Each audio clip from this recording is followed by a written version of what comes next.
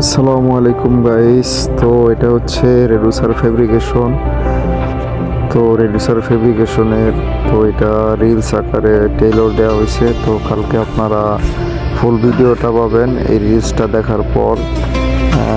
এর নিচে আপনারা ফুল ভিডিওটা পাবেন। অবশ্যই ফুল ভিডিওটা দেখে রেডুসার ফেব্রিকেশনটা শিখে নেবেন। তো আমি কিছু বেসিক ইনফরমেশন দিতেছি। রেডুসার ফেব্রিকেশনের জন্য 3টা মাপের প্রয়োজন। একটা হচ্ছে বড় রাউন্ড, একটা ছোট রাউন্ড, আর রেডুসারের হাই। তো বড় রাউন্ড থেকে আমরা ডায়া বের করে নিছি এবং ছোট রাউন্ড থেকে ডায়া বের করে নিছি। তারপর আর অবশ্যই মাপ বসানোর সময় আপনারা ডায়ার অর্ধেক মাপ বসাবেন। তারপর উপরের দাগের সাথে নিচের দাগ বরাবর দাগ দিয়ে কম্পাস দিয়ে ঘোরাবেন।